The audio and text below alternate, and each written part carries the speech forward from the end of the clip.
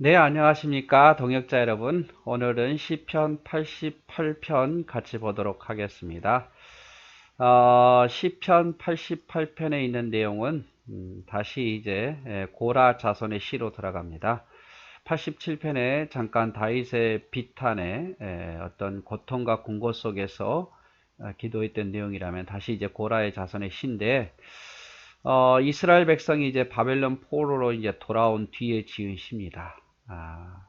고라 자손 우리가 계속 보았듯이 하나님의 성전에서 찬양하는 일, 문지기 지키는 일, 이런 일을 주로 했죠. 그런데 이들이 다시 이제 돌아와서, 이 후손들이 돌아와서 지은 시예요. 이스라엘 백성들이 이제 포로에서 돌아왔지만, 돌아오고 나니까 어떻겠어요? 거기서 이제 바벨론에 떠날 때는 꿈을 가지고 돌아왔겠죠. 꿈을 가지고. 야, 이제 우리 땅에 돌아가면 뭐 이렇게 하겠다, 저렇게 하겠다.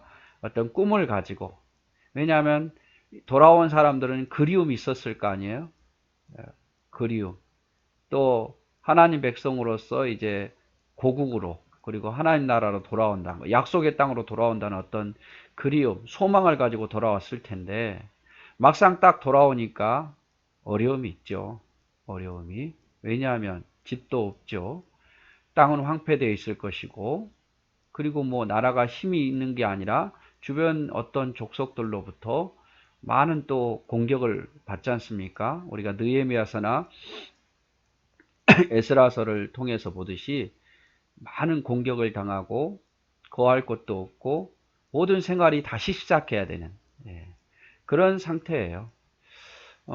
어쩌면 보면 우리 삶의 터에서 살다가 다른 곳으로 이제 이사를 가게 되면 새롭게 시작해야 되잖아요. 그런데 새롭게 시작하는 것이 다 기다려주는 게 아니라 다 자기가 갖고 와야 되고, 또 여러 가지 위험을 맞닥뜨려서 이겨내야 되는 그런 상황입니다. 어, 아브라함도 그랬잖아요. 갈대아 우르에서 가나안 땅으로 들어왔을 때에 어땠습니까? 약속의 땅이지만 소망을 가지고 왔지만 거할 곳을 찾지 못하고 점점 남방으로 이동했고, 결국 가문까지 겹쳐서 애굽으로 피신해야 되는 그런 상황까지 오지 않습니까? 그럼 이스라엘 백성들이 포로 생활에서 돌아왔는데 굉장히 어려운 상황이에요. 어려운 상황. 과연 우리가 포로 이전 생활로 돌아갈 수 있을까? 우리가 과연 성전을 다시 지을 수 있을까? 이 방해 속에서. 그리고 성전을 지어놓고도 너무 작다 보니까 우리가 다시 이스라엘을 회복할 수 있을까? 어떤 그러한 절망 속에 빠진 거예요. 그래서 이 시편 기자가 그런 절망 속에 있는 그 이스라엘 백성들에게 소망을 주기 위해서 지은 시입니다. 돌아오긴 했지만 어떻게 해결해야 되나라는 막막한 상황 속에서 하나님이 다시 이스라엘을 회복시켜 줄 거다. 이런 어떤 내용의 소망의 시죠. 자, 내용을 한번 볼까요? 그의 터전이 성산에 있으며, 그 터전이 누굽니까? 그는 바로 하나님입니다. 하나님의 터전이 어디에 있다?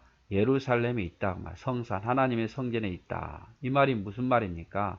하나님은 다시 예루살렘 성전으로 오셨다 그 말이에요. 자, 하나님이 떠난다는 것은 이스라엘 백성들을 버린다는 것이고, 하나님이 다시 돌아오신다는 것은, 하나님의 성전에 있다는 것은 하나님 이스라엘 가운데 함께 하시고 이스라엘 편에 서겠다는 거예요. 이스라엘을 다시 하나님 백성으로 삼으셨다는 걸 의미해요. 물론 하나님은 어디에나 계셔요. 근데 이스라엘 백성들의 개념 속에는 하나님의 성전에 다시 주님이 계신다는 것은 이스라엘과 함께 하겠다는 것을 의미합니다. 그래서 1절부터 그의 터전이 하나님이 계시는 곳이 하나님의 성산 예루살렘에 있다 이 말이죠. 이곳은 하나님이 계신 곳이다 그 말이죠. 여호와께서 야곱의 모든 거처보다도 시온의 문들을 사랑하시는도다. 야곱의 거처는 이스라엘 백성들이 사는 곳이겠죠. 그것보다도 하나님은 시온의 문, 예루살렘 성전을 사랑하신다. 그래서 하나님은 어디에 계셔요? 하나님의 성전에 계신다 이 말이에요. 하나님 떠나시지 않고 돌아오셨다고, 우리를 버리시지 않고 다시 우리와 함께 하신다 이 말이죠. 하나님의 성이여 너를 가리켜 영광스럽다 말하는 거다. 자, 하나님이 계시는 곳이니까 그것이 가장 아름다운 곳이다 그 말이에요. 여러분, 교회가 아름다운 이유가 뭡니까? 하나님이 계시는 곳이니까. 교회가 아름다운 것은 하나님 믿음의 백성들과 함께 하시니까 교회가 아름다운 거예요. 가치가 있는 거예요. 또 그곳에서 하나님을 예배하고 찬송하고 하나님을 위해서 어떤 일을 하려고 그러고 주의 복음을 전파하려고 그러고 하나님이 원하시는 기뻐하신 일들을 하려고 하니까 얼마나 여러분 교회가 복스럽고 아름다운 곳이겠습니까? 네, 그런 교회마저도 하나님 중심이 아닌 사람 중심이고 사람이 더 위에 있으면 영광스러운 모습은 아니겠죠. 그래서 하나님의 성이여 너를 가리켜 영광스럽다 말한도다. 왜? 하나님이 계시는 곳이니까. 하나님 계시는 곳이니까. 자, 그 다음 내용 볼까요? 나는 라합과 바벨론이 나를 아는 자 중에 있다 말하리라. 보라, 블레셋과 두로와 구스여 이것들도 거기서 났다 하리로다. 자, 라합 어떻게 보면은 바벨론. 라합은 어떤 사람의 이름일 수도 있고 라합이라는 이름도 있죠. 바벨론, 유다를 멸망시킨 나라 아닙니까? 블레셋, 두로, 구스 다 이스라엘을 괴롭혔던 나라이며 또 라합과 같은 경우는 여호수아에서 하나님을 고백했던 이방 여인이죠. 자, 이들이 어떻게 됩니까? 바벨론, 블레셋, 두로, 구스 이런 나라들이 하나님을 아는 자 중에 있다 이 말이에요. 이들이 쉽게 말하자면 하나님을 믿고 돌아오는 자들이 있게 된다고 말이죠. 이제는 하나님께서 소망을 주는데 이스라엘만의 하나님이 아니라 이방인 중에서도 하나님을 괴롭혔던 원수들 가운데서도 하나님을 믿고 하나님께 돌아오는 자들이 있단 말이에요. 그래서 라합과 바벨론이 나를 아는 자 중에 있다. 하나님을 이들 중에서도 하나님을 아는 자들이 생기게 될 거고 그렇게 말하게 될 거고 블레셋으로 구스가 이것들도 거기에서 났다. 하나님에게서 낳은 백성들이 생기게 될 거다 이 말이죠. 소망이 생기는 거죠. 그렇죠? 다 이제 이스라엘의 힘이 약해졌고 그리고 이제 잿더미 속에서 뭔가를 일으켜야 되는데 이제 하나님이 함께 하셔서 괴롭게 하는 나라들 중에서도 하나님을 믿는 백성이 나오게 될 거고 괴롭게 하는 악인에 대해서도 하나님께 나는 자들이 자녀가 생기게 될 거다 그 말이죠.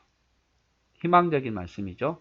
자, 5절 시온에 대하여 말하기를 이 사람 저 사람이 거기서 났다고 말하리니 지존자가 친히 시온을 세우리라 하는도다. 자, 시온 하나님 백성에 대해 말하기를 이 사람 저 사람이 거기서 났다는 것은 이 사람 저 사람이 하나님 믿는 자들이 많아진다 이 말이에요. 이제 하나님을 찾는 자들, 하나님 믿는 자들이 많아지게 될 거다. 지금은 없는 것처럼 보이고 우리가 어떻게 이렇게 하겠지만 하나님께 헌신하는 믿음의 사람들이 많아질 거다 그 말이에요. 하나님께서 친히 시온을 예루살렘을 다시 일으켜 세우리라. 다시 일으켜 세우리라. 여호와께서 민족들을 등록하실 때에는 그 수를 세시며 이 사람들이 거기서 났다 하리로다.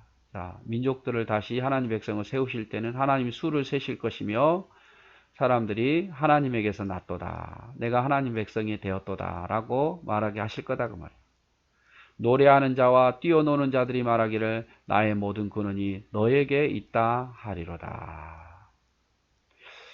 이제 모든 게 회복해서 노래하는 자, 뛰는 자들이 나의 모든 근원이 누구에게? 너에게 있다 하리로다. 즉 말하면 이스라엘이 하나님이 우리의 근원이고 이런 자들이 다 우리가 하나님 백성이 되었다. 하나님의 근원이 되었다. 이렇게 찬양하게 될 거다 그 말이죠.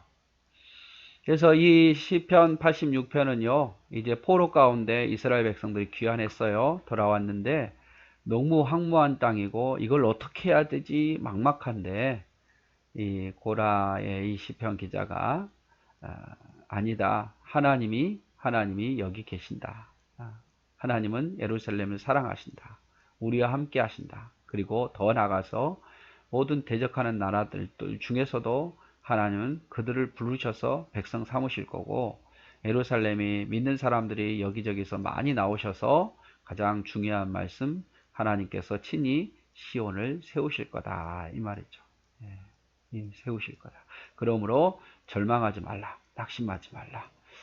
여러분, 모든 걸 다 잃어버리고 허탈할 때에도 하나님은 다시 일으켜 세우실 수 있습니다. 그래서 그 순간에도 절대 포기하지 말고 갑시다. 이게 쉬운 건 아니에요. 다 잃어버렸는데 뭐 얼마나 절망이 오겠습니까? 포기하고 싶고 내려놓고 싶고. 그러나 하나님 붙잡으면 이스라엘 백성들을 다시 회복시켰던 것처럼 그런 일들이 성경에 많잖아요. 하나님 다시 일으켜 세울 거예요. 그래서 실망하거나 절망하지 말고 믿음에 있어서 굳게 서는, 그때도 하나님을 의지하고 하나님을 향한 믿음을 가지고 서는 우리 모두가 됩시다. 네, 사랑하고 축복합니다.